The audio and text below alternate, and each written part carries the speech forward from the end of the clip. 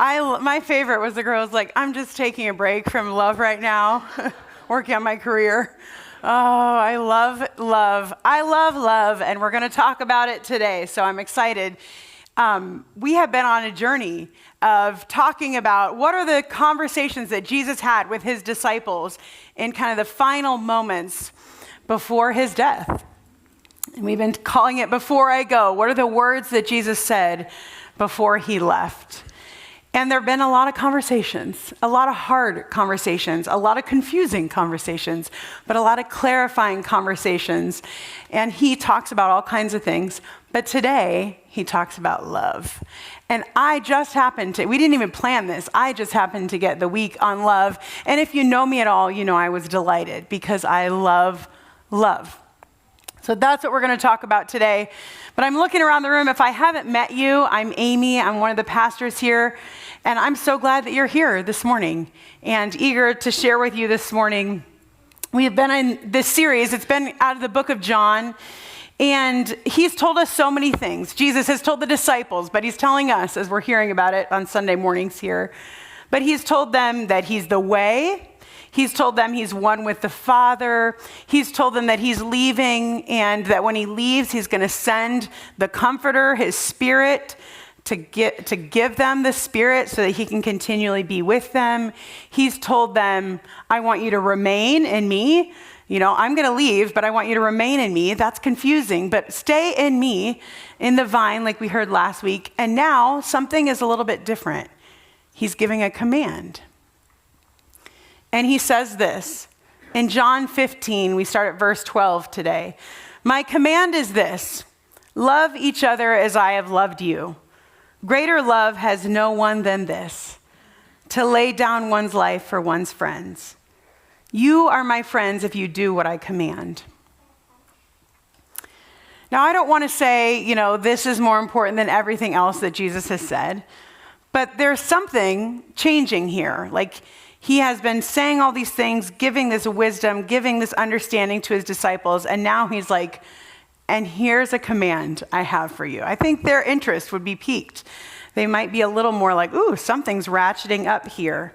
And in particular, because he's said this before, he's said almost these exact same words in the same place with the same people. Just a couple of chapters ago, a little while ago in John 13, he had said the same thing to them. Only at that time, it was new to them. He said, a new command I give you. Love one another as I have loved you. So you must love one another. And by this, everyone will know that you are my disciples if you love one another. So clearly this is important. This is the second time that he's bringing this up in this space with these guys, and he's clearly wanting to get a message across. And so this morning I want to unpack, what is that message? What is it that he's trying to tell his disciples in this moment? When he is saying, love each other as I have loved you, what exactly is he saying? Often we hear these words, love one another. That's not uncommon. We do hear those things a lot as followers of Jesus, right? And we hear that in scriptures. There's lots of scriptures where where Jesus talks about, I want you to love others, and I want you to love not just your community, but your neighbors and the world.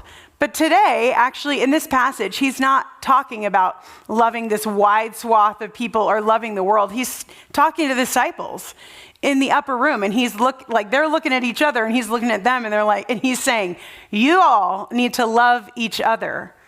Love each other, because they struggled to do that. The disciples didn't always love each other. They bickered a lot. They fought a lot.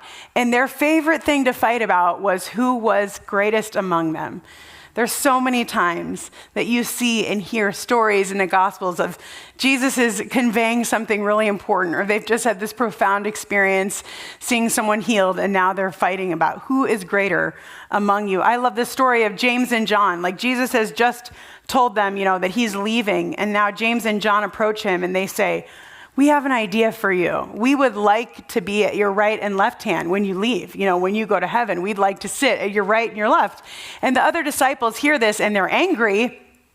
And then a conflict breaks out among them. And now Jesus is like breaking up a fight among his disciples. Whoa, whoa, whoa. This is not the point, he's saying. So you can understand why he's saying, hey, get it together. Love one another. They were not so good at that. And as I studied that this week, I thought, that resonates a little bit, doesn't it? When you think about disciples of Jesus today, when you think about how Christians interact with each other, how Christians from different denominations relate to one another, how if you had us all in the same room, trying to do ministry together, different denominations, different theological perspectives together, how do we relate to one another? Often we do the same thing, don't we? We jockey for position. I would never do this about a church in town, kidding. But Lord have mercy. But we do have those moments where we're like, well, we're not like them. We're obviously, we're going to be at the right or left hand of Jesus. We do the same thing. Not a lot has changed since this moment in the upper room and disciples of Jesus. But he is commanding them in this moment. He's commanding them, love each other. I want you all to love each other. Stop fighting. Stop the bickering. You're focusing on the wrong things. Things are about to get harder for these guys. And Jesus knows it. Like he's about to leave. These guys are going to face a lot of hard things, persecution, trials, challenges, and they're going to face it without Jesus being physically present with them. They'll have the Spirit, but he knows you all are going into some hard times. Things are about to get harder. You're going to need each other. So lean in to your relationships with each other. There's that kind of baton passing that's happening. I think Brent mentioned that a few weeks ago in this conversation. Like, I am actually inviting you. My plan is that you will be the ones that continue to establish my kingdom, the kingdom of God on earth. And you're going to need each other to do that. So it's important that you love each other. Stop the bickering, stop the fighting, stop the jockeying for position. You don't get it. I love you. I love each of you. Now love each other as I have loved you. And in that phrase, as I have loved you phrase, we hear that Jesus defines love because he's saying, love as I have loved. So how does Jesus love? We have our own definitions of love. That's why I showed this video. I love all the different. I actually asked my kids what they thought of love, and their definitions were too sophisticated. I was like, who are you? But I love hearing all the different definitions because it resonates, right? We're like, ooh, yeah, I got that relationship in my life, and I feel she's just really beautiful, I feel all these warm feelings. We get the butterflies, and we can think of all kinds of things when we think of love. And it is challenging. To our defense, it's challenging because in the English language, we have one word for love, really, and it's covering a variety of kinds of loves and a broad spectrum of love. So we use the same word, love, to define my marriage with Matthew, committed, covenant marriage for years. Or with my kids, I love them, and I use the same word when I communicate my love for them that I also use when I talk about my profound love for Diet Coke. We use these, it's the same word that's used when we're talking about these silly things that we love. If you've been around me and all, I'm always like, ooh, I love your outfit. Oh, I love this song. I love this song. We go out for lunch and I'm like, I love this restaurant. Okay, I use that word love a lot. And what happens is it loses its meaning, right? I've told you, I think before, even with my kids, I'll say, get over here. I want to tell you something, and Pearl will be like, that you love me. If you say it so much, it loses its meaning, probably because she also hears me say, I love my Diet Coke, okay? So when we use our word love for all those things, it loses the meaning, and we forget some of what love actually means. But Jesus is defining it here. And in the Greek language, as would have been used in this passage, there's a little more sophistication, and they have a few words for love. Some of you are very familiar with these, or you've heard these before, but there's a few words in Greek that represent the word love. But they give it a little more definition. So the first one is the eros love. And it's that kind of love is the love that you take. I mean, this is the love that you like consume. This love gives you pleasure. This love is more about you having some kind of need and wanting it met, okay? This is where we get the word erotic. And then you have the kind of word phileo. This is more about a friendship kind of love. There's this mutual, like we have a mutual affection for each other, a mutual respect for each other. You know, there's some kind of camaraderie here. And then finally, there's agape love. And this is different, so different. This is a sacrificial love. This is a love that transcends mutual affection or like, ooh, I really like this person. We have great camaraderie. Agape love transcends those feelings, those personal feelings and circumstances. It's sacrificial. And agape love loves without expecting anything in return. Because if we're honest with ourselves, a lot of times we love because we've been loved, or we love in order to be loved. You know, so often, Matthew and I have done so much premarital counseling with people before they get married, and we'll ask them, like, what do you love about each other? And it's fair, but, you know, usually the first thing out of people's mouth is like, oh, they make me feel so good. Like, they make me feel really safe. They make me feel so loved. You know, I'm like, that's all about you. That's all about the taking. Like, what do you actually love about this person, you know? Agape love is about, this is not about me.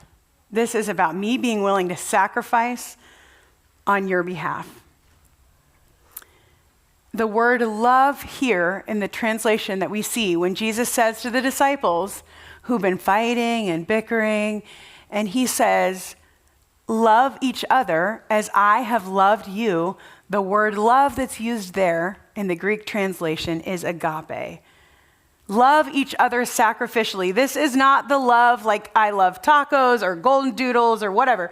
This is not even the love of like I love my great friends because we have these things in common and we love each other. This isn't even that kind of love. This is a love that's sacrificial. It's different. It's laying down your life. This is the agape love that I want you to have for each other.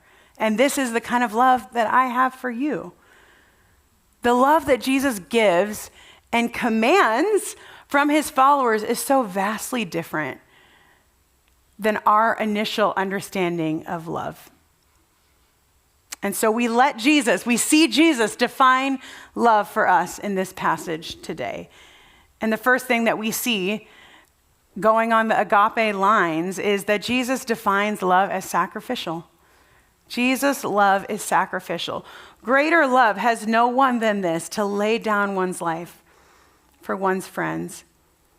This is a kind of love that's dying to yourself. I know you're thinking like, oh, you really want me to like, am I supposed to actually give up my life for the people around me in this space?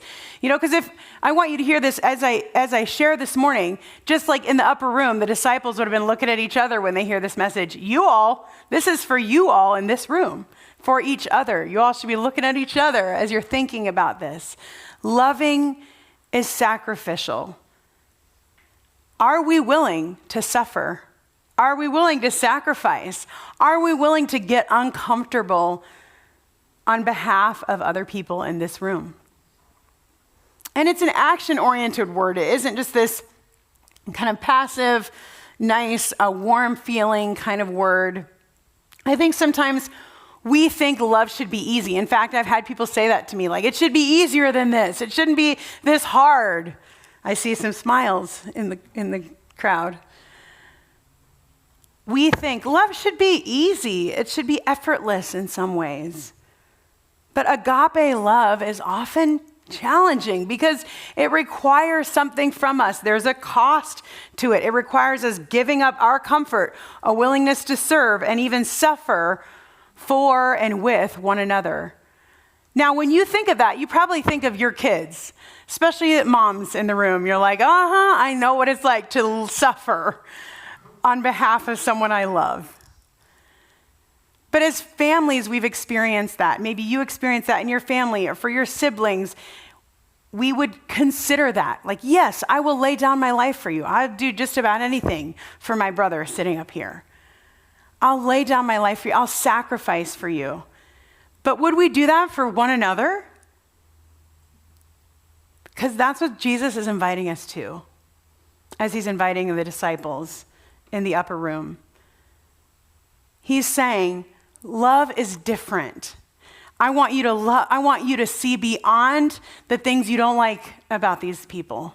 I want you to see beyond how important you want to be. I want you to lay yourself down, and I want you to sacrifice, to suffer, to be willing to get involved in a way that's messy and uncomfortable and out of your comfort zone, that's self-sacrificing. That's the kind of love that I want you to have for each other, because that's what I've done for you. And what they don't know in this moment, though John would have known, obviously, as he's writing this years later after the resurrection, but what the disciples didn't know at this time is that Jesus is about to demonstrate this very thing. He's telling them, I'm going to leave.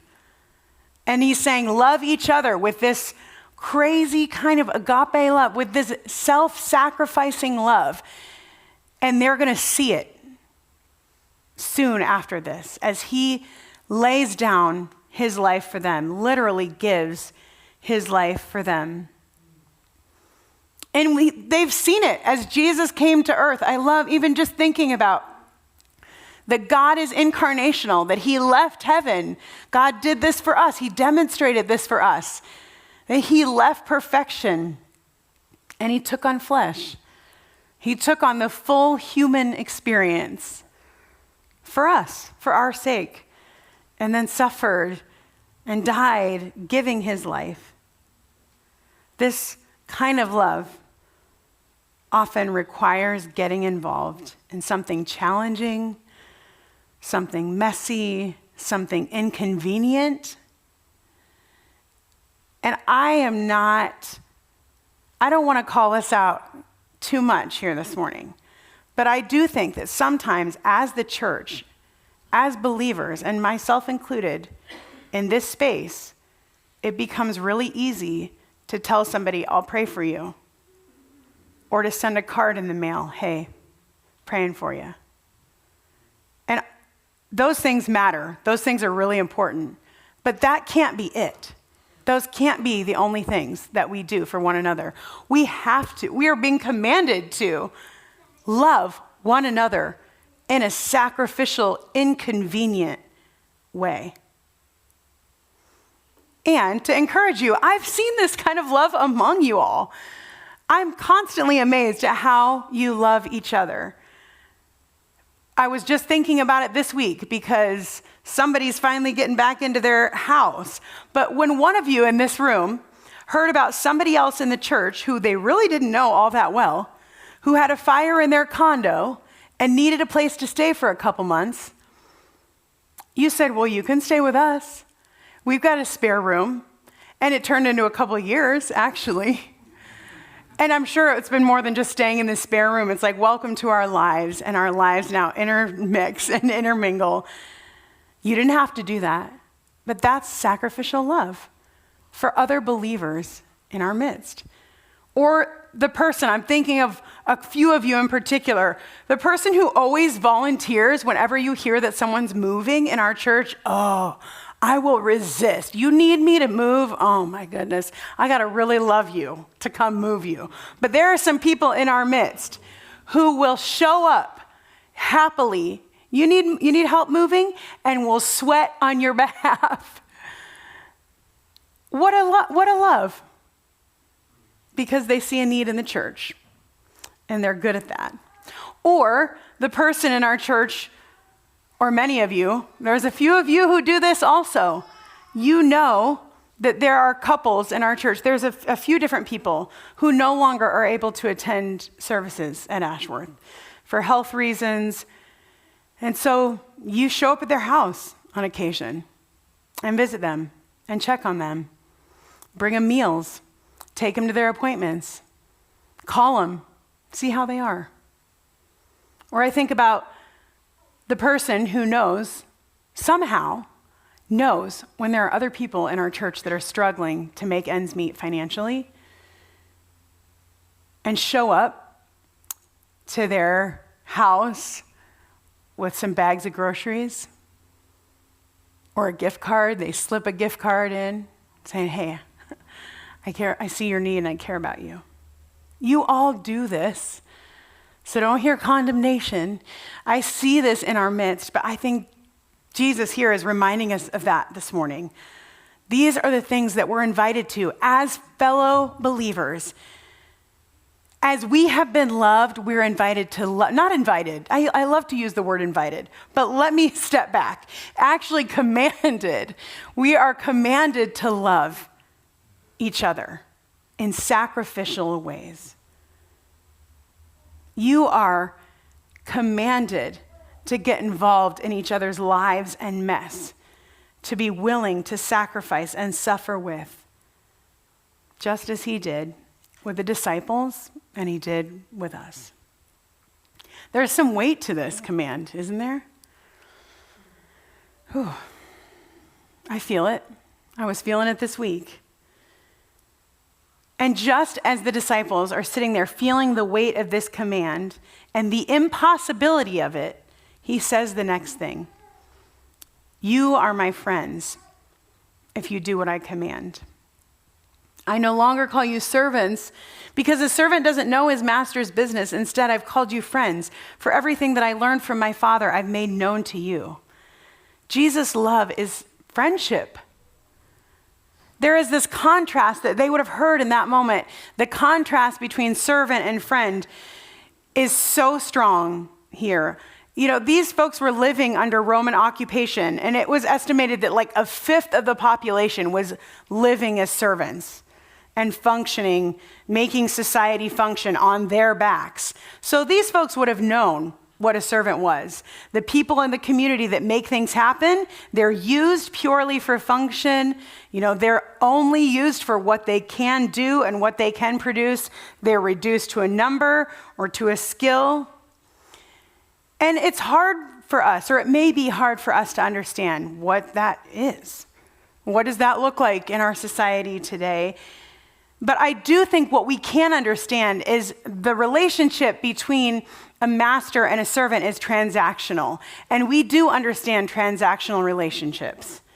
Those kind of relationships where if I do this, I get this. And that's what a servant and a master did. You produce and function the tasks in front of you, and you'll be fed and housed. It's your job. And we understand transactional relationships. We do that often with each other. And we can so easily fall into this relationship with God. And that's what he's saying to them. Hey, you are not a servant. Don't think of yourself as a servant. Because we naturally will do this, right? Well, if I do what's right, and I serve, and I give, and I read, and I pray, and I attend this group, and I'm the one showing up to help people move, and I do all these things, then you'll bless me, or I get what comes next. But Jesus here is saying that's not how relationship works. We don't have a servant-master relationship. We don't have a transactional relationship. We have a real, intimate relationship. You're not servants working for me. Rather, you're invited into relationship with me, the God of the universe. And he's saying to them in this moment, you know, even these things I've made known to you, the things the Father has revealed to me, I've let you in on. We have access to him. These disciples are hearing, we're being called friends of Jesus. We have access to him. He's saying, you have access to me and my secrets, you know, and all that I want to reveal. Servants do tasks and they're kept at a distance, used for function, but friends are brought in close for relationship. Friends know what the Father is doing because Jesus has told them there's intimacy, there's vulnerability in relationship. There's a Christian psychologist who I really like, and I heard him on a podcast say, his name's John Towns, Dr. John Towns, and he said, disclosure is the currency of intimacy. Jesus discloses things to us. We are his friends. And I would argue, as he talks about how we should love each other, we should do the same with one another. We hold back. We hold each other arm's length. Jesus is saying, no, I've called you friends. Friendship, if you want to define love through me, one, it's laying down your life, it's sacrificial. Two, it's friendship. And you should do that with one another. Disclose to one another. Don't hold each other at arm's length. Let people come in and go and be involved and know people. Jesus reveals himself to us. He communicates with us. In friendships, you share secrets, you share joys and pains, you share plans. You don't keep each other at arm's length. Jesus doesn't keep us at arm's length. Through his word and his spirit that we have, they didn't have in this moment, that we have in his presence with us, he brings us in. And here we are again at last week. Remain in him. Remain in the vine. This intimate friendship with Jesus is the foundation of the thing he's commanded above. When he says, love one another in this crazy, impossible way, he's also given us the means to do it. It's through our relationship with Jesus, because friendship with Jesus transforms how we perceive and relate to others. His love for us, his friendship with us allows us to love and befriend each other. And I know we talk about love a lot and God's love, but it is the absolute core of the message of the gospel. The message that Jesus says, I have loved you profoundly. Receive it, believe it, revel in it, remain in it. And out of that place, from that place, love one another. And maybe it's not so impossible that way. Because as you are filled up and secure in love, you can love freely. This love is the bedrock of our lives, that firm foundation. When you are loved deeply and securely and profoundly, you can do anything. I see this so much even now in practicum in mental health therapy, like working with clients. I'm like, you know what consistently is a core issue for most people? They don't feel loved. They don't have that secure base of love where they can live out of. And so everything is hard. But what Jesus says is, you have friendship with me. You can do any hard thing. It makes me think back to even when I was first dating Matthew, and we're pretty different. So I was like floundering and like, oh, he's cute, he's nice, whatever. And like date number 4, Matthew was like, hey, I want to talk to you about something. Like, I really like you, and here's why. And I'm not trying to date anybody else. And yeah, I choose you. I like you. And just so you know, you don't have to feel the same way. Just let me know if you don't feel that way. But I want to just establish this relationship with this like secure foundation that you feel really safe and secure to just be yourself completely. It totally freaked me out. I was like, can we go? I'm like, but you know what? What a gift. What a gift. Our lives are so different. And that's part of why we don't believe it with Jesus. We usually don't experience that with each other. You know, maybe in parenting, maybe in familial relationships, you might feel that. But even in dysfunctional families, we don't feel that. It's so hard for us to understand what is it like to live out of this secure place of being deeply and profoundly loved, that you can do anything. Jesus is not only the definition of love and the example of love, he's the source of love, and he's the one that makes it possible for us to love each other. And then finally, he closes in this passage with, you didn't choose me, but I chose you, and I appointed you so that you might go and bear fruit that will last. And so that whatever you ask in my name, the Father will give you. This is my command. Love each other. This is yet another reminder of the kind of love he gives. He gives sacrificially. He is a friendship kind of love, and he chooses us. You know, we could sit here and like dissect all of this and make this a big theological statement about predestination or whatever you want, but that's not what it's actually about. In this passage, it's about the kind of love that Jesus has for us. And I love this idea that he chooses us, because if he chooses us, that means we didn't choose each other. We're just here because we've all been chosen by God. We didn't choose each other. Now, you might want to look around the room and be like, yeah, I didn't choose you, you know.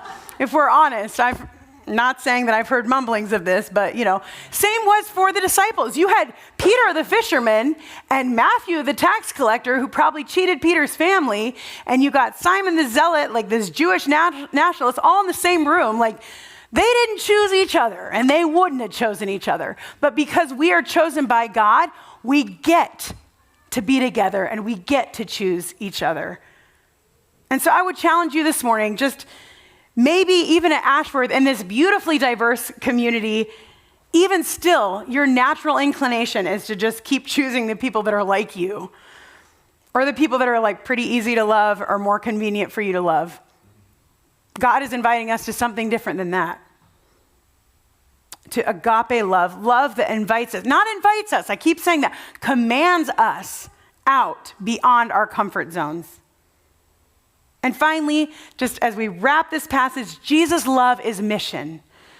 Because the whole point of all of this, we experience Jesus' love for us in a profound way. We love each other deeply and profoundly, and we have the ability to do it because we have been loved. And then the world takes notice. This is how people will get to know Jesus. They get to know Jesus by our love for one another. So if we're doing a poor job of it, people don't know Jesus. And unfortunately, I've heard a lot of stories that that's people's experience. 1 John 4:12, John writes more about God's love later on. And he says, no one has ever seen God, but if we love one another, God lives in us and his love is made complete in us. When we love each other deeply and profoundly, God's love is made visible. Now people can see God. Now people have evidence of God because of the way that we love each other. When we love one another, we make him known. I was thinking this morning about a friend of mine who I got to know when I was doing ministry at Drake. And I remember her telling me, yeah, I'm just here for the community. She's like, people here are really good friends, like to each other. And eventually, guess what? She was like, oh, I see the reason why. I want to follow Jesus too. What if that's what the church was known for? Like, oh, I just want to hang around the Christians because they love each other profoundly, and I want to go experience that. Doesn't that even sound silly because it seems so far from the truth? But what if that was the witness that we had? That's the mission that we have. Love is not simply another command. It is the hallmark of genuine friendship with Jesus. So the application today, as I close, isn't to go try harder to love each other. Please don't do that, because you'll resent me and you'll resent each other. That's not what I'm saying.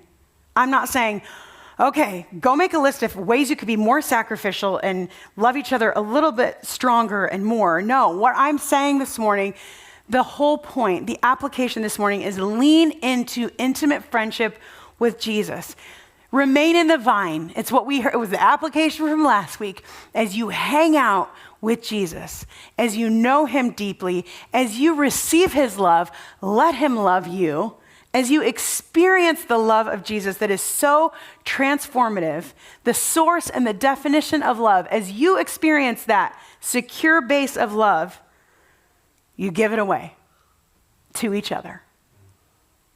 And you have the ability to do the impossible things. His love and our understanding of and our experience with his love gives us all the resources we need.